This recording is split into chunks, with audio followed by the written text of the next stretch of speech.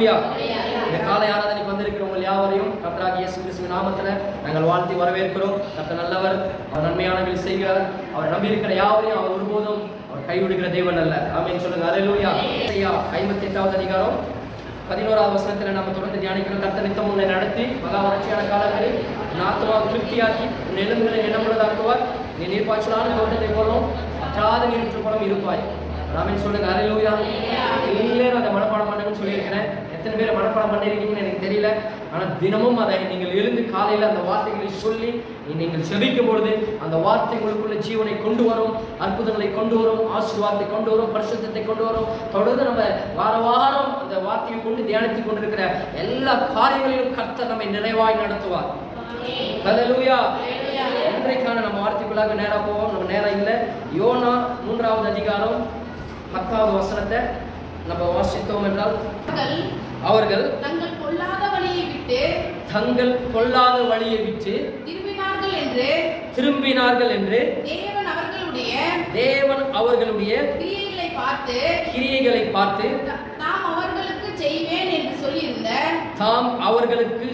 என்று சொல்லியிருந்த தீங்கை குறித்து மனஸ்தாபப்பட்டு அதை செய்யாதிருந்தார். ஒரு ஆமென் சொல்லுங்க. ஹல்லேலூயா. நேற்று உபவாசத்தில் ஜெபிக்கும் பொழுது ஆண்டவரே என்னோடு இடைப்பட்டு பேசின ஒரு காரியங்கள், அந்த ஒரு வார்த்தையை தான் இன்னைக்கு நம்ம இன்றைக்கான தலைப்பை நம்ம எடுத்துக்கொண்டு அதை தியானிக்க போகிறோம். ஆண்டவர் என்ன சொன்னார்னா, அந்த ஜனங்கள் நினிவே மக்கள் நான் சொல்ற பின்னாடி அவர்கள் தங்கள் பொல்லாத வழியை விட்டு திரும்பினார்கள் என்று தேவன் அவருடைய கிரியைகளை பார்த்து தேவன் அவர்களுக்கு செய்வேன் என்று சொல்லியிருந்த தீங்கை குறித்து மனஸ்தாபப்பட்டு அதை செய்யாதிருந்தார். அந்த கையை தட்டி ஆண்டவர், தீங்கை நீங்கள் ஒரு நாளும் காண மாட்டீர்கள். தீமையை கர்த்தர் உன்னிடத்திலிருந்து விலக்குவார். ஒரு ஹல்லேலூயா சொல்லுங்க. ஆமென். தலைப்புப்படியா சொல்கிறேன், கர்த்தர் உன்னை பொல்லாத வழியை விட்டு திரும்ப செய்வார். அல்லது இப்படியா நான் சொல்றேன், கர்த்தர் உன்னை செவ்வையான வழியிலே நடத்துவார். ஆமென் சொல்லுங்க. கர்த்தர் உன்னை செவ்வையான வழியிலே இல்லை நீதியின் பாதையிலே கர்த்தர் உங்களையும் என்னையும் அவர் நடத்த வல்லமையுள்ள தேவனாக இருக்கிறார். ஆமென் சொல்லுங்க. நாம் நீதிமானாக இருக்கிறோம், கர்த்தருடைய பிள்ளைகளாக இருக்கிறோம். நீதிமான் செய்கிற காரியங்களை கர்த்தர் வாழ்க்கை பண்ணுவார்னா நாம் நீதியின் பாதையில் நடக்க வேண்டும். நம்ம தாறுமாற எங்கோ ஓடிட்டு எங்கோ குப்பையில் இருந்துட்டு சேத்துல விழுந்துட்டு பாவத்தில் விழுந்துட்டு ஆண்டவருக்கு பிரியமில்லாத காரியங்கள் நம்ம செய்து கொண்டிருக்கும் பொழுது தேவனுடைய ஆசீர்வாதத்தை நாம் பெற்றுக்கொள்ள முடியாது. ஆண்டவர் இந்த வருஷம் சொன்ன வாக்குத்தத்தம் கர்த்தர் நித்தமும் உன்னை நடத்துவார். அப்ப கர்த்தர் நித்தமும் நம்ம நடத்தும் பொழுதுதான் சில காரியங்களை சொன்ன நாம் நீர்ப்பாய்ச்சலான தோட்டத்தை போலவும் வற்றாத நீரூற்றை போல கர்த்தர் நம்மை மாற்ற வேண்டும் என்றால் நாம் என்ன செய்ய வேண்டும்னா, அரை மாதம் முடிந்து விட்டது, ஆஃப் இயர் கம்ப்ளீட் ஆயிடுச்சு. இன்னும் இருக்கிற அரை மாதம் ஆஃப் இயர்ல நாம் சில காரியங்கள் பொல்லாத வழிகளை விட்டு நாம் திரும்பும் பொழுதுதான் நமக்கு நடக்க வேண்டிய ஆசீர்வாதங்கள் நன்மைகளை கர்த்தர் நமக்கு நடப்பார். ஹல்லேலூயா. ஆண்டவர் வாக்குத்தத்தம் கொடுத்துட்டாரு, ஆண்டவர் வார்த்தையை சொல்லிட்டாரு. நான் சபைக்கு தினமும் போய் கொண்டிருக்கிறேன், தினமும் அந்த வார்த்தையை செபித்துக் கொண்டிருக்கிறேன் என்றால் அது நடக்குமா என்றால் அநேக நேரங்களில் நடக்காது.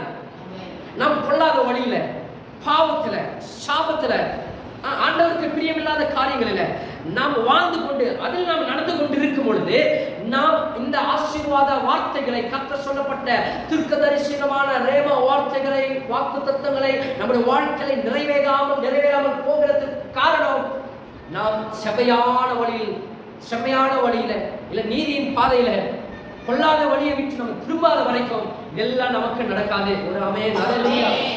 இன்னைக்கு ஆண்டவர் உங்களோடும் என்னோடும் இன்னைக்கு சொல்ற ஒரு வார்த்தை என்னன்னா, நீங்கள் சில பொல்லாத வழியை விட்டு திரும்ப வேண்டும்.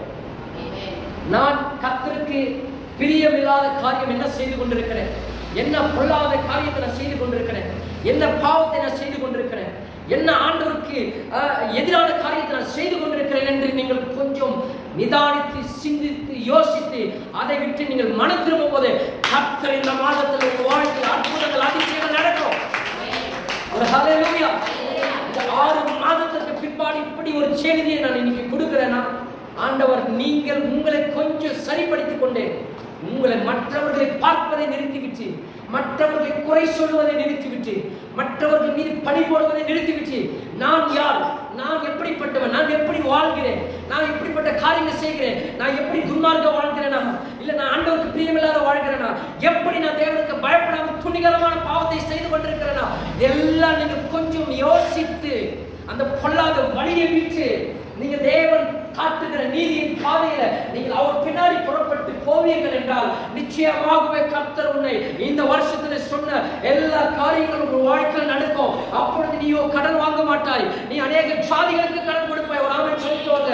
கர்த்தர் போக்கையும் வரத்தையும் ஒரு ஆமென் மட்டும் சொல்லிட்டு வாங்க. ஒரு போக்கையும் வரத்தையும் கர்த்தர் ஆண்டவர் இந்த நாள் முதற்கொண்டு ஆசீர்வதிப்பார்.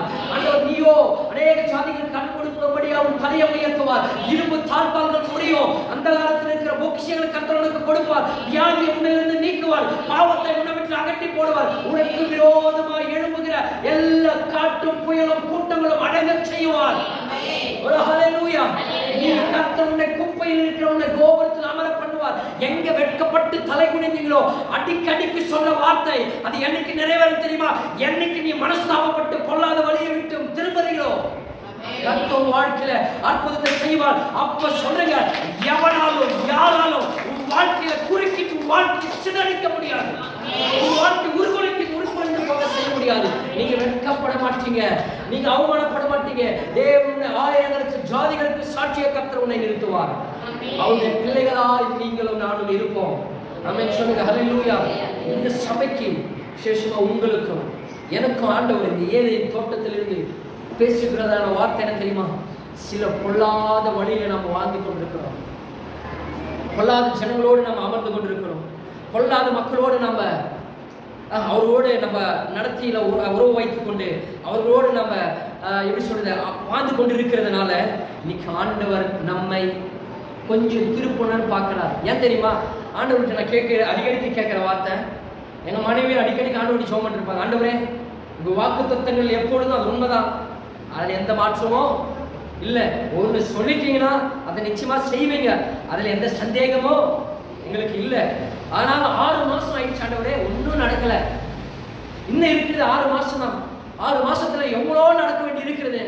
இந்த டிசம்பர் 31 நாங்கள் சாட்சி சொல்லணுமே, ஆண்டவர் நடத்த சொன்ன வாக்கு தத்தங்கள் வாழ்க்கையில் நிறைவேறினது, இப்படியெல்லாம் செஞ்சார் என்று சொல்லணுமே, இன்னும் நாட்கள் குறைவா இருக்கிறதே என்று கேட்கும் பொழுதுதான் இன்னைக்கு ஆண்டவர் சொல்றாரு, உன் வாழ்க்கையில் இருக்கிற சில குணாதிசயங்களை மாற்ற வேண்டும். எல்லாருக்கும் சொல்றேன், அவன் கேட்கறது அடிக்கடிக்கு, ஏன் ஆண்டவர் என்ன நடக்கலன்னா இன்னைக்கு நம்ம எல்லாருக்கும் ஆண்டவர் சொல்ற ஒரு வார்த்தை, நீ மனம் திரும்ப வேண்டும், உண்மையாய் மனம் திரும்ப வேண்டும். அந்த பாவத்தை விட்டு மனம் திரும்பணும், அந்த சாபத்திலிருந்து மனம் திரும்பணும், அந்த விக்கிரகத்திலிருந்து மனம் திரும்பணும், அந்த மன கசப்பிலிருந்து மனம் திரும்பணும், அந்த எரிச்சலிருந்து மனம் திரும்பணும், அந்த தீமையை விட்டு நீ விலகணும், ஆண்டவருக்கு விரோதமாய் செய்கிற எல்லா காரியத்தை விட்டு விலகணும், பெருமையோடு இருக்கிற பெருமிதத்திலிருந்து நீ விலகி மனம் திரும்பும் பொழுதுதான் கர்த்தருடைய வார்த்தைகள் நிறைவேறும். அவர் ஆமென் சொல்லுகிறார். நான் ஆண்டவர் சொல்ற, நாம் கொள்ளாத வழியில நம்ம நடக்கக்கூடாது. சங்கீதம் 1 சொல்லப்பட்டிருக்கிறது, 1வது அதிகாரம் 1வது வசனத்துல, துன்மார்க்கருடைய ஆலோசனையில் நடவாமலும். அநேக நேரத்துல கொள்ளாத வழி என்ன தெரியுமா? சில குறிப்புகள் சொல்றேன். துன்மார்க்கருடைய ஆலோசனை, நம்முடைய ஃப்ரெண்ட்ஷிப்போ சரி, நம்ம கலந்து ஆலோசிக்கிறது சரி, சிலர் கேட்பார் பேச்சை கேட்கிறார்கள் சொல்றாங்க, கவனிச்சிருக்கீங்களா? இதெல்லாம் என்ன தெரியுமா? துன்மார்க்கன், ஆண்டவருக்கு பயம் இல்லாதவன், ஆண்டவருக்கு விரோதமாய் துணிகரமான பாவம் செய்கிறவன், பாவியா இருக்கிறவன், ஆண்டவரை எதிர்த்து பேசுகிறவன், இந்த ஜனங்களிடத்தில் தான் நமக்கு கலவாசம் இருக்கிறது, சகவாசம் இருக்கிறது. அவர்களோடு தான் நம்ம வாழ்ந்து கொண்டு அவங்க சொல்றதை காது கொடுத்து கேட்டுக்கொண்டு இருக்கிறதுனால, என்ன ஆண்டவர் சொல்லிட்டு இருக்க, நான் சொல்றேன், இதெல்லாம் நான் ப்ரிப்பேர் பண்ணல. ஒரு ஆமென் சொல்லுங்களேன், ஒரு ஹல்லேலூயா சொல்லுங்களேன். இன்னைக்கு நிறைய பேர் நம்ம பார்த்தீங்கன்னா, ஏன் தெரியுமா? ஆண்டவர் பைபிள் சொல்லியிருக்கிறார், சொல்லக்கூடாது சொல்றேன். நம்ம கல்யாணம் பண்ணாலும் ஆண்டவருடைய பிள்ளைங்களை தான் கல்யாணம் பண்ணணும் ஆண்டவர் சொல்றாரு. அது ஜாதி குலம் கோத்திரம் சொல்லல. ஏன் தெரியுமா? ஆண்டவரை ஏற்றுக்கொள்ளாதவர்கள் துன்மார்க்கர்கள் என்று என்னுடைய வேதம் பைபிள் சொல்லுது, நான் சொல்லவில்லை. ஒரு ஆமென். இயேசுவை ஏற்றுக்கொண்டு அவர் ரத்தத்தினால் கழுவப்பட்டவர்கள் எல்லாரும் நீதிமான்கள் என்று பைபிள் சொல்கிறது. அப்ப நீதிமான்களோடு தான் சகவாசம் வைத்துக் கொள்ள வேண்டும். அதனால திருமண காரியத்திலும் சரி, மற்ற காரியங்களும் சரி, நாம் தேவனுக்கு பிரிய, இது ஒரு பொல்லாத வழி. நிறைய பேர் இன்னைக்கு பொண்ணு குளத்தை விட்டுக்கூடாது, கோத்திரத்தை விட்டுக்கூடாது, சொத்து போயிடக்கூடாது, உறவு போயிடக்கூடாது, மாமச்சா போயிடக்கூடாது, அநேக காரியங்களினால வேற காரியத்துல போய் ஈடுபட்டு பெண் எடுக்கிறது, பெண் கொடுக்கிறது, இது ஒரு பொல்லாத ஒரு வழி. ஒரு ஆமென் சொல்லுங்கல. ஹல்லேலூயா. அது உங்களுக்கு இன்னைக்கு தேவைப்படுது, நாளைக்கு தேவைப்படுது, என்னவோ கர்த்தர் சொல்ல வேண்டியது இல்லை, யாருக்கோ ஒருத்தர் காண்டு சொல்ல வேண்டியது சொல்றேன். இன்னைக்கு ஒரு தீர்மானத்தை எடுங்க. பரவாயில்ல, யார் என்ன இருந்தாலும் சரி, அவன் கூலியோ கஞ்சி குடிக்கிறான், எப்படி இருந்தாலும் ஆண்டவரால் அபிஷேகம் பண்ணப்பட்ட பிள்ளை, கர்த்தரால் நீதிமானாக்கப்பட்டிருக்கிற பிள்ளைக்கு தான் என் பொண்ணை கொடுக்குறேன், இல்லை என் பொண்ணை எடுப்பேன் ஒரு தீர்மானத்துக்கு நீங்கள் வரும்பொழுது வாழ்க்கை சிறப்பா இருக்கும், அவங்க எதிர்காலம் சிறப்பா இருக்கும். ஒரு ஆமென் சொல்லுங்க. ஹல்லேலூயா. அதை விட்டு துன்மார்க்கங்களுக்கு ஆலோசனை கேட்குது, இது எப்படி பண்ணலாம், இது எப்படி செய்யலாம். நீ ஒரு ஆண்டவருடைய பிள்ளைகிட்ட, ஒரு ஊழியக்காரர்கிட்டயோ, இல்ல ஒரு போதகர்கிட்டயோ, இல்ல ஒரு ஊழியத்தின் மூத்த விசுவாசிக்கிட்டயோ, இல்ல ஆண்டவரால் அபிஷேகம் பண்ணப்பட்ட பிள்ளைகிட்டயோ, இல்ல நீதிமானா இருக்கிறவர்கிட்டயோ, ஆண்டவருடைய பிள்ளைகிட்ட போயிட்டு இப்படி இருக்கிறது, இந்த காரியத்தை செய்யலாமா வேண்டாமா, நீ இதுக்காக என்ன செய்யணும், ஏதாவது ஒரு ஆலோசனை, ஒரு கவுன்சிலிங் கொடுங்க. ஆண்டவர் சொன்னார், இல்லை எல்லாவற்றுக்கான ஆண்டவர்கிட்ட கேளுங்க, நான் உனக்கு போதித்து நீ நடக்க வேண்டிய வழியை காட்டுவேன், உன்மேல் என் கண்ணை வைத்து ஆலோசனை சொல்லுவேன், நான் உன்னை நடத்த வேண்டிய பாதையில் நடத்துவேன். அதை விட்டுட்டு எவன் கண்ணை ஊத்திட்டெல்லாம் போய் ஆலோசனை கேட்கறது, கண்ணை வீட்டெல்லாம் ஆலோசனை கேட்கறது, அப்புறம் வாழ்க்கை சீர்கட்டு சின்னபின்னமாயி நடு ரோட்டில் நடு தெருவில் நின்று இல்லை கழுத்துல தொங்குறது, வாழ்க்கை மரணத்தை நோக்கி ஓடிக்கொண்டிருக்கிறது. அன்பானவர்களே, இன்னைக்கு உங்களை பார்த்து சொல்றேன், துன்மார்களோடு ஆலோசனையில் நடக்கக்கூடாது. அவங்களோடு பேசுங்க, செய்யுங்க, வேண்டாம் நான் சொல்லல. அவர்கள் சொல்ற ஆலோசனை, அவர்கள் சொல்ற யோசனை, அவர்கள் சொல்ற ஐடியா, இதை நீங்கள் ஒருபோதும் அது நல்லதா இருந்தால் அதை நீங்கள் எடுத்துக் கொள்ளக்கூடாது. ஹல்லேலூயா. என்ன சொல்லுது, பாவிகளுடைய வழியில் நில்லாம, பாவி ஒருத்தன் வம்புக்கு வந்து வீணா நிற்பான், நான் அங்க போய் நிக்கிறேன் நிற்பேன். ஒரு ஆமென் சொல்லுங்க. ஹல்லேலூயா. உதாரணம் சொல்ற, கொலாய் சண்டை தண்ணி பிடிக்கிற இடத்துல அவன் ஒரு பாவி வந்து அங்க நின்று விரும்பிக்க பயங்கரமா போய் சண்டை போடுவான். அவன் பண்ண தப்பு, நான் தப்பே பண்ணல, நானும் போய் அங்க நிக்கிறேன், நீ போயிட்டு அங்க நின்றுட்டு சண்டை போடாதே. பாவி நிக்கிற இடத்துல உனக்கு நிக்கவே கூடாது, அங்க உனக்கு என்ன சகவாசம், அங்க உனக்கு என்ன வேலை இருக்குது என்று கர்த்தர் சொல்றார். ஹல்லேலூயா. சொல்லுங்க. பாவினா யாரும் சொல்ல தேவை, யாரு பாவினா, பாவம் செஞ்ச எல்லாருமே பாவம் தான் செய்யறாங்க. நான் சொல்றது, இயேசுவின் ரத்தத்தினால் கழுவப்படாதவர்கள் எல்லாருமே பாவிகள் தான். ஹல்லேலூயா. நீ நானும் இயேசு ரத்தத்தினால் கழுவப்பட்டதா பாவையா, அந்த ரத்தம் தான் நம்மை நீதிமானாய் மாற்றி இருக்கிறது. அந்த ரத்தம் தான் நம்மை நீதிமானாய் மாற்றி இருக்கிறது. நல்ல போகுது மூஞ்சியால் கழிக்கிறோம். அப்போ தேவன் நமக்கு ஆண்டவர் சொல்லி இருக்கிறதா, பாவிகளுடைய வழியில நிற்கக்கூடாது. மூன்றாவது, பரியாசக்காரர் உட்காரம் இடத்துல உட்காரக்கூடாது. சிலர் பார்த்தீங்கன்னா பரியாசம் பண்ணுவாங்க, சிலர் ஏளனமாய் பேசுவாங்க, சிலர் எகவாய் பேசுவாங்க, சிலர் பணத்தை குறித்து அவனுக்கு பணமே இல்லை, அவனுக்கு படிப்பே இல்லை, அவனுக்கு வீடு இல்லை, கேவலமா எகவாய் பரியாசம் பண்றாங்க. பார்த்தியா, அந்த இடத்துல நீ உட்காரவே கூடாது. ஒரு ஹல்லேலூயா. அப்படி பேசுறானா நீ எடுத்து வந்தது தேவனுடைய பிள்ளை, நீ மனத்தாழ்மையை கழித்துக் கொள்ள வேண்டும், பொறுமையை கழித்துக் கொள்ளுகிற பிள்ளைகளாய் நாம் இருக்கணும். ஒரு ஹல்லேலூயா சொல்லுங்களேன். இப்படியெல்லாம் அநேக காரியங்கள் இருக்கிறது, சில காரியங்கள் நான் சொல்லியிருக்கிறேன். அப்போ நீங்கள் என்ன பண்ணுவோம், இது மாதிரி நிறைய பொல்லாத வழி, வேற என்னென்ன வழி ஆண்டவருக்கு பிரியமில்லாத காரியத்தை செய்கிறீர்களோ அந்த பொல்லாத வழியை விட்டு நீங்கள் மனம் திரும்பணும். ஆமென் சொல்லுங்களா. அப்படி நீங்கள் மனம் திரும்பும் போது ஆண்டவர் சொல்றாரு, இந்த யோனா புத்தகத்துல பாத்தீங்கன்னா, கர்த்தர் உனக்காக மனஸ்தாபப்படுவார், இல்ல கர்த்தர் உனக்காக பரிதபிப்பார். ஆமென் சொல்லுங்களா. ஹல்லேலூயா.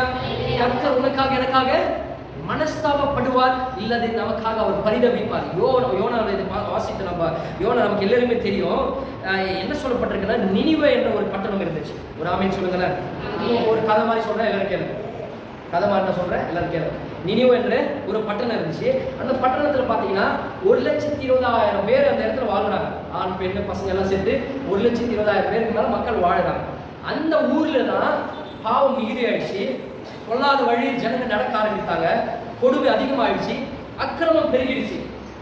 இன்னைக்கு நம்ம நாட்டில் நம்ம இடத்துல அப்படிதான் நடக்குது. அக்கிரமம் பெருகிடுச்சு, பொல்லாத வழியில கொடுமை. இன்னைக்கு எல்லாமே சின்ன சின்ன பசங்களா பார்த்தீங்கன்னா கஞ்சா, போதை பழக்கம், பொல்லாத வழி, குடிக்கிறது, ஸ்மோக் பண்றது, எவ்வளவு தினம் ஒரு பொல்லாத வழி, விசாச காட்டுகிற ஒரு பாதை.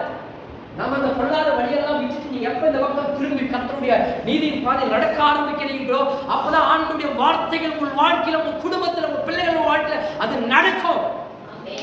அது வரைக்கும் அது நடக்காது. சும்மா நீங்க கேட்டுட்டு போறதுனால, ஷோ பண்றதுனால நடந்துருமானா நடக்காது. ஒரு ஆமென் சொல்லுங்க. இப்ப சிலருக்கு யோசனை முதல்ல சொல்லல, ஏன் என் வாழ்க்கையில நடக்கல, காரியங்கள். ஏன் என் வாழ்க்கை தேவையில்லாமல் இது நடந்தது? இப்போ உங்களுக்கு அதுக்கான ஆன்சர் புரியுதா? நான் சில காரியங்கள் விழுந்திருக்கிறேன், சில பொல்லாத வழியில் மாட்டிக் கொண்டிருக்கிறேன், இல்ல துன்மார்கனோடு, இல்ல பாவிகளோடு, இல்ல பரியாசக்கரோடு நான் உட்கார்ந்து இருக்கிறேன், சிலரோடு நான் சவாசம் வைத்துக் கொண்டிருக்கிறேன் என் வாழ்க்கையில். அதனாலதான் அவங்க சொல்ற ஆலோசனை கேட்டு நான் நடக்கிறதால தான் கொஞ்சம் நல்லா இருக்கிற போல தெரியுது, நான் படி ஏற போல தெரியுது, திருப்பி சரிக்கு கீழே விழுகிறேன். அல்லேலூயா. ஒரு ஜான் யாருன்னா ஒரு மரம் சரிக்கிறது. அப்போ இன்னைக்கு நான் சொல்றேன், நினிவே பட்டணத்து மக்கள் பொல்லாத வழி, பாவத்துல, அக்கிரமத்துல ரொம்ப மீறி தேவனுக்கு பயப்படாம துணிகரமான பாவத்தை செய்து தேவனை கண்டுகொள்ளவே இல்லை. அல்லேலூயா.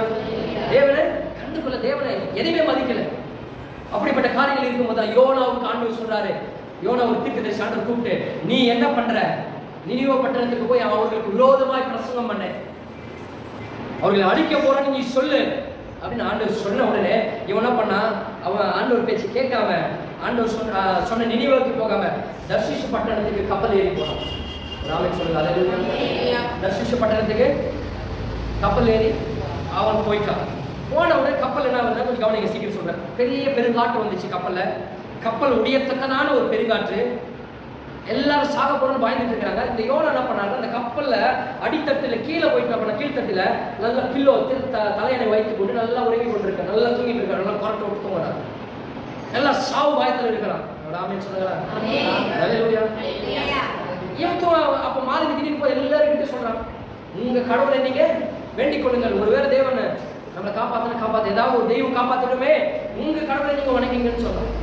சொன்ன உடனே எல்லாம் சொல்லும் போது இவனை பார்க்கறா, இவனெல்லாம் தூங்கிட்டு இருக்காரு, எல்லாம் உயிர் பயத்துல ஊசலாடிட்டு உயிர் எல்லாம் பயந்துட்டு இவன் தலையை வச்சு நல்லா நித்திரி பண்ணிட்டு தூங்கிட்டு நல்லா கரெக்ட் விட்டு போட்டு தட்டுன்னு ஒரு தட்டு தட்டிட்டு, யாரா நீ நல்லா இப்படி தூங்கிட்டு இருக்கிற, எல்லாம் சாக போறேன், எல்லாம் மரண ஓலை சத்தத்துல எல்லாம் ஜனங்கள் இருக்கிறாங்க. ஆமென். அல்லேலூயா. உடனே இவன் என்ன பண்றாரு, நல்லா தூங்கிட்டு இருக்கும் போது அப்பா எழுப்பிட்டு, என்ன அப்படின்றாரு, இந்த மாதிரி கடல் கப்பல் கவுந்து போக போகுது, உன் கடவுளை நீ வேண்டிக்கிற, ஜெபம் பண்ற, உன் கடவுளை நீ பார்த்து வேண்டி ஜெபம் பண்ணு, வேண்டிக்கொள்ளு, ஒருவேளை கடவுளை நமக்கு மனமிறங்கி நம்மளை காப்பாத்தினாலும் காப்பாற்றுவார் என்று அவன் சொல்லுகிறான். சொன்ன உடனே இவன் சைலண்டா இருந்துட்டு பிறகு இவனை ஓகேன்னு சொல்லிட்டு இவன் பாட்டு சைலண்டா இருக்கு. அவனுக்கு தெரியும் இதெல்லாம் என்ன தான் நடந்திருக்குன்னு தெரியும். நான் ஆண்டவர் சொன்ன இடத்துக்கு போகாம வேற இடத்துக்கு, ஆண்டவர் சொன்னது நினிவேக்கு போக சொன்னாரு, நான் தர்ஷீஷுக்கு வந்திருக்கேன். நிறைய நேரத்துல நம்முடைய வாழ்க்கையில ஏன் சிலது நல்லது நடக்காது தெரியுமா? ஆண்டவர் சொன்ன பாதையை நம்ம செஞ்சிருக்க மாட்டோம், வேற பாதையில் போயிருக்கோம். அதனால அந்த பிரச்சனை. ஏன் ஆண்டவரே இந்த பிரச்சனை தேவையான வாழ்க்கையில வந்துச்சுன்னு ஃபர்ஸ்ட் நான் சொன்னல ஒரு கேள்வியா இருந்துச்சுல, ஆண்டவர் சொன்ன பாதையை நம்ம போகாம அவருக்கு செவி கொடுக்காம நாம என்ன பண்ணோம், வேற ஒரு பாதையில நம்ம புறப்பட்டு போனதுனால தான் அந்த பிரச்சனை, அந்த ஆபத்து, அந்த கஷ்டம், அந்த கண்ணீர், அந்த வேதனை, அந்த உபத்திரம் அதெல்லாம் நடக்கும். ஆமென். எங்க போனாலும் ஆண்டவர் நம்ம ஆசீர்வதிப்பாருன்னா இல்ல, நம்ம பாவத்துல விழுந்து பாவம் செய்கிறேன்னு ஆசீர்வதிப்பாருன்னா இல்ல, அவர் ஒரு ட்ராக், ஒரு வழியை, ஒரு காரியங்களை உண்டு பண்ணிருக்காருன்னா அவர் பின்னாடி நீங்க போகும்போது தான் கர்த்தர் ஆசீர்வதிப்பார். நான் எப்படி வேணாலும் வாழ்ந்துடுவேன், கர்த்தர் என்ன ஆசீர்வதிப்பாருன்னா இல்ல. கஞ்சா வைத்து பொழைச்சுவேன், கர்த்தர் என்ன ஆசீர்வதிப்பாரு, நான் தசவாக கொடுத்துருவேன், காணிக்கு கொடுத்துருவேன், ஆசீர்வதிப்பாரா? நான் சொல்றது புரியுதா? ஒரு ஆமென் சொல்லுங்க. ஹல்லேலூயா. எப்படி துன்மார்க்கமா வாழ்ந்தாலும் கர்த்தர் ஆசீர்வதிக்க மாட்டார், நீதியின் பாதைகளில் செல்லும் போதுதான் கர்த்தர் உன்னை ஆசீர்வதிப்பார். இவர் என்ன சொல்றாரு, தர்ஷீஷுக்கு போக சொன்னார், தர்ஷீஷுக்கு போயிட்டாரு. இவர் நினிவேக்கு போக சொன்னா தர்ஷீஷ் பட்டணத்துக்கு போகும்போது எல்லாம் நடக்குன்னு அவனுக்கு தெரியும். இப்போ இவங்க என்ன பண்றாங்க, இன்னும் கடல் காற்று கொந்தளிக்குது, கடல் அமுந்து போற மாதிரி இருக்குது. அப்ப எல்லாம் யோசிச்சு என்ன பண்றாங்க, எல்லாரும் ஒரு சீட்டு போறாங்க. இது யாரால் உண்டாயிடுச்சு இந்த பிரச்சனை தெரிஞ்சிச்சு எல்லாருமே. இது ஏதோ ஒரு காரியத்தினால கடவுள் கோபப்பட்டு தான் இதை நடக்கிறாருன்னு எல்லாரும் சீட்டு குடிக்கப்படும் போது யோனா பேரில் சீட்டு விழுகிறது. உடனே யோனா கிட்ட நீ யார், எங்கே இருந்து வருகிறாய், எங்கே போகிறாய், நீ என்ன குலம், என்ன குலம், என்ன தொழில் செய்கிறார், இதெல்லாம் கேட்கும்போது அவன் சொன்ன, நான் எபிரேயன், ஆண்டவருடைய பிள்ளை, ஆண்டவர்கிட்ட இருந்து வருகிறேன், நான் நினிவேக்கு போக வேண்டியது, தர்ஷீஷுக்கு ஆண்டவருக்கு பிரியமில்லாத இடத்துக்கு நான் போயிட்டு இருக்கிறேன், ஆண்டவர் சொன்னதை கேட்காம நான் போறதுனால தான் எல்லாம் நடந்துச்சு. அவன் தெரிஞ்சு உன்னை இன்னும் கண்டு வருகிறாங்க, எப்போ சீக்கிரமா போய் கரையில் சேர்ந்து நான் சொல்லிட்டு போக முடியல, இன்னும் அதிகமாகுது, சாகரமா இருக்கு. உடனே சொன்ன அவன், என்ன பண்ணாலும் நீங்க அக்கறைக்கு போக முடியாது.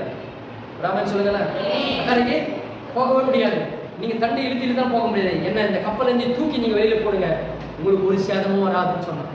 எல்லாம் பயந்தாங்க, எப்படி அவனை தூக்கி கடல்ல போடுது, அவன் செத்து போயிடுவானே, அந்த உயிர் பழிக்கு ரத்த பழிக்கு நான் பலியாகிறோம் என்று எல்லாம் சொன்னதை யோசிச்சிருக்காங்க. இருக்கிறாங்க. யோசிச்சுட்டு இருக்கும் போது இல்லை யோசிக்காம தூக்கி போடுங்கிற போது, ஆண்டவரே இந்த ரத்தப்படி எங்க மேல சுமரக்கூடாது, நான் தூக்கி அவனை போடுறேன், நீங்க தான் எங்களை மன்னிக்கணும், எங்களை காப்பாற்றணும்னு சொல்லிட்டு ஆண்டவரை அறியாத ஜனங்கள் ஜெபிக்க ஆரம்பித்தார்கள். ஹல்லேலூயா. ஆண்டவரை அறியாத ஜனங்கள் ஜெபிக்க ஆரம்பித்தார்கள். தூக்கி அவனை கடலை போட்டாங்க.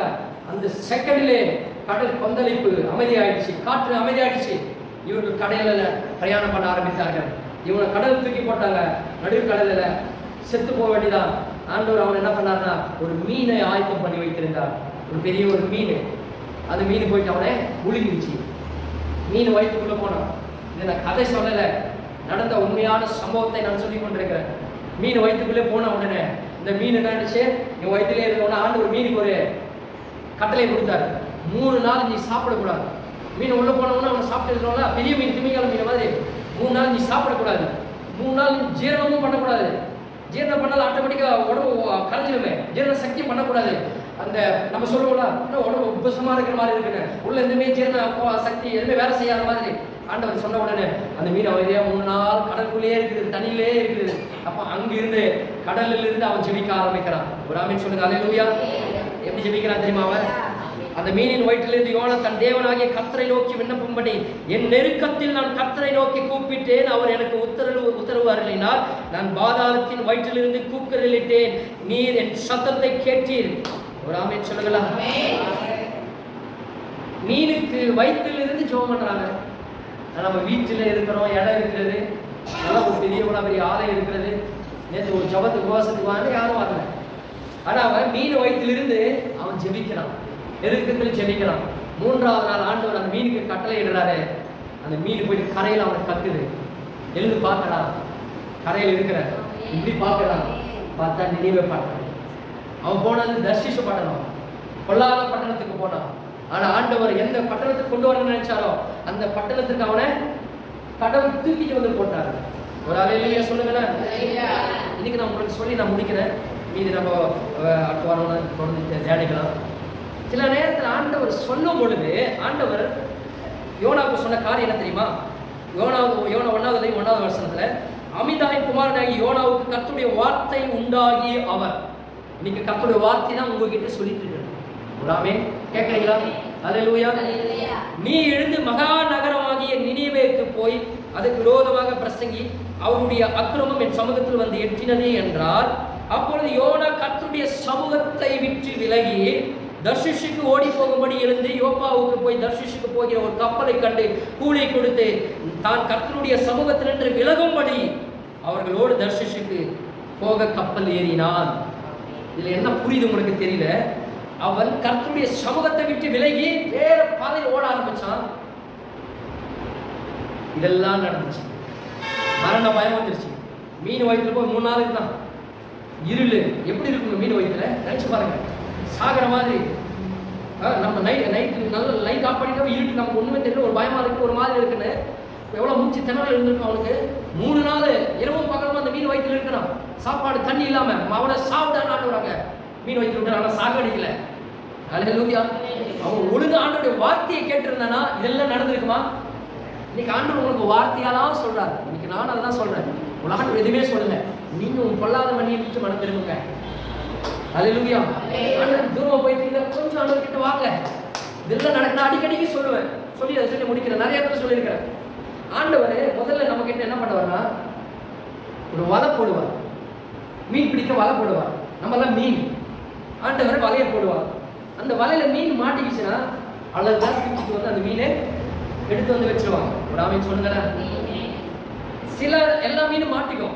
சில மீன் என்ன ஆகுன்னா மாட்டாது. ஒரு ஆமீன் சொல்லுங்களேன். அது என்ன ஆகுன்னா வலையில இருந்து எப்படியோ நுழைந்து புகுந்து சந்திரகிட்டு போயிட்டு ஓடிடும். ஒரு ஆமீன் சொல்லுங்க. ஓட உடனே ஆண்டவர் பாப்பாரு. வலையில மாட்டலன்னா சைலண்டா இருப்பாரு. கொஞ்ச நாள் கழிச்சு என்ன பண்ணுவாரு? வலையில மாட்டலன்னா தூண்டில் போடுவார். ஒரு ஆமீன். தூண்டில் கேள்விப்பட்டீங்களா? தூண்டில் போட்ட உடனே அந்த மீன் மட்டும் செப்பரேட்டா 10 மீனெல்லாம் வந்து மாட்டாது. எந்த மீன் மாட்டணுமோ அதை பிளான் பண்ணி தான் ஆண்டவர் தூண்டில் போடுவார். இது வந்து கும்பல்ல வந்து மாட்டிக்கும். மீனோட மீன் ஒன்னாகாது, ஒண்ணு இருக்காது. சிங்கிளா அந்த மீனை பார்த்து பிளான் பண்ணி தூண்டில் போட்டாருன்னா தூண்டில் என்ன ஆகும்? கரெக்டா வாயில மாட்டோம், மூக்குல மாட்டோம். தூக்கின உடனே மூக்கு வாயெல்லாம் பிச்சுக்கிட்டு வரும். நிறைய பேர் போட்டு அனுபவம் இருக்கு. நான் சின்ன வயசுல மீன் போட்டு தூண்டில் போட்டு பிடிச்சிருக்கேன். பிச்சுக்கிட்டு ரத்தம்லாம் பிச்சுக்கிட்டு வரும். அது கழட்டுறதுக்கு ரொம்ப கஷ்டமா இருக்கும். அந்த தூண்டில அந்த ஊக்கு ஷார்ப்பா இருக்கும். அப்போ ஊக்கு லேசா பிடிங்கி எடுத்துட்டு பிறகுதான் அந்த அந்த மூக்கு ரத்தம் நிக்காம ஓடிட்டே இருக்கும் கொஞ்ச நேரம். அப்பதான் கொஞ்சம் கொஞ்சம் அந்த மீனுக்கு சரியாகும். அதேதான் ஆண்டவரும் அவருடைய வார்த்தையை கேட்டுட்டு நான் பயமுறுத்துக்காக சொல்ல உண்மை அதுதான். வார்த்தையை கேட்டுட்டு நம்ம மனம் திரும்பி ஆண்டவர் சமூகத்துல நம்ம வந்துட்டோம்னா நம்ம வாழ்க்கை நல்லா ஆசீர்வாதமா இருக்கும்.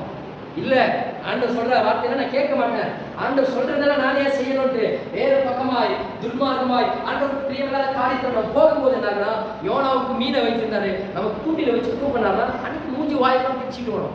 அப்ப தூக்கி எடுத்துட்டு வந்து இங்கே போடுவார்.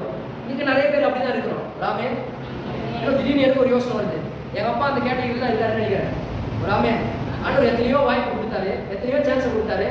கிட்டத்தட்ட ஒரு 10 வருஷமா இங்க ஜெபம் நடக்குது. ஆண்டோட வாழ்க்கை எப்போ தேவை வரது போறது, ஆண்டோட வலை போட்டுட்டு இருக்காரு, வலையில மாட்டாம இருக்காரு. என்னைக்கு தூண்டில் போட்டு தூக்குறாரோ அன்னைக்கு மூஞ்சி வாய் பிச்சுட்டு தான் ஆண்டவர் சமூகத்துல வந்து உட்கார்ந்து ஆகணும். ஏன்னா ஜபம், ஆண்டவருடைய ஜபங்கள் ஒருபோதும் வீணாய் போகாது. நீங்க ஜெபிக்கிற ஜபங்கள் ஒரு நாளும் ஒருபோதும் அது வீணாய் விரைவாய் பூமியில விழாது. கர்த்தர் நிறைவேற்றுவார். என்ன வலைய போடுவார், என்ன தூண்டில போடுவார். நீங்க உங்களுக்கு சொல்றேன், உங்க குடும்பத்துக்கு சொல்றேன், எனக்கு சொல்றேன், வலையில மாட்டினா சேஃப்வே, தூண்டில மாட்டினா அவனை நான் எதுவும் சொல்லலை, நீங்களே புரிஞ்சுக்கணும். அப்ப எப்படி இருந்தாலும் மீன் இங்க வந்துதான் ஆகணும். ராமன் சொல்லுங்கள, ஹல்லேலூயா. ஜெபிக்கிற ஜெபத்துக்கு பதில் வந்துதான் ஆகும். அப்ப இன்னைக்கு நீங்க எல்லாருக்கும் நீங்க இதுதான் சொல்லணும். ஆமென், ஹல்லேலூயா. யாரெல்லாம் வலைக்கு டிமிக்கு கொடுத்துட்டு வலையில நுழைஞ்சு கிழிஞ்சு ஓடிட்டு இருக்காங்களோ அவங்க எல்லாம் சேஃபா வந்துடும். ஆமென், ஹல்லேலூயா. ஆனா திடீர்னு நினைக்கிறேன், இப்போ திடீர்னு யோசனை, காமாச்செல்லாம் சேஃபா வலையில மாட்டிட்டு வந்துருச்சு. இல்ல தூண்டில் கீண்டில் போட்டுருந்தா வாய் மூக்கெல்லாம் பிச்சுக்கிட்டு அந்த டைம்ல ஆண்டவர்கிட்ட வந்துட்டு வந்து உதப்பட்டு கஷ்டப்பட்டு அப்போது ஏசப்பா அப்படின்றத விட நல்லா சேஃபா சொல்லிச்சு ஆண்டவர்கிட்ட வந்துட்டு அப்படியே வாழ்க்கை நல்லா ஆண்டவர் அப்படியே நல்லா பாதையிலே நடந்துட்டு போவார். ஆண்டவர் ஒண்ணு வார்த்தை, ரெண்டாவது தூண்டில். யோனாக்கு முதல் வார்த்தையை சொன்னாரு, அவன் ஒழுங்கா செவி கொடுத்திருந்தானா போய் கடல் பந்தளிக்காது, கடல் தூக்கி அவனை போட்டிருக்க மாட்டாங்க, மற்ற ஜனங்க அவனை திட்டி இருக்க மாட்டாங்க. அவன் சொல்றான், அதுல ஒரு ஆள் சொல்றான், என்ன சொல்றான், நாம் அமிழ்ந்து போகாதபடிக்கு சுவாமி ஒருவேளை, உங்க சுவாமி இயேசு சுவாமி ஒருவேளை நம்ம நினைத்து அருள்வார்ன்றான். அவன் சொல்றான் இயேசு சுவாமின்றான். அல்லேலூயா. நான் சொல்றேமா, இயேசு சுவாமி தாமா நம்ம வாழ்க்கைக்கு ஜீவனை கொடுத்தவரை. இன்னைக்கு உங்க வாழ்க்கையை காப்பாற்றக்கூடிய ஒரே சுவாமி இயேசு தான். அல்லேலூயா. அவர் சொல்றாரு, அவர் லாங்குவேஜ் சொல்ற சுவாமின்றாரு. இயேசு சுவாமி தான் நமக்கு. ஆமென், அல்லேலூயா. இயேசு சுவாமி நீங்க நம்பி வந்தீங்கன்னா நிச்சயமா கர்த்தர் உங்களை கரை சேர்ப்பார், உங்களை நீதியின் பாதையில் நடத்துவார். பொல்லாத வழியை விட்டு நீங்க விலகிட்டு அவர் சொல்ற சத்தத்துக்கெல்லாம் செவி கொடுத்து, இந்த வாரம் இங்க சபையில் கேட்கிற சத்தத்துக்கு செவி கொடுத்து தேவனுக்கு கீழ்ப்படிந்து அனுதினமும் நம்ம ஜெபிக்கிற பிள்ளைகளாய், காலையில இருந்து ஜெபித்து தேவனை தேடுகிற பிள்ளைகளாய், தேவனுக்கு முக்கியத்துவம் கொடுக்கிற பிள்ளைகளாய், ஆண்டவருக்கு நேரத்தை செலவிடுகிற பிள்ளைகளாய், நீங்க ஆண்டவர் பக்கமாய் துன்மார்க்கத்தெல்லாம் விட்டுட்டு நீங்க கொஞ்சம் தூரம் வந்தீங்கன்னா கர்த்தர் உங்கள் வாழ்க்கையை சுகமாய் ஆசீர்வாதமாய் மாற்றுவார்.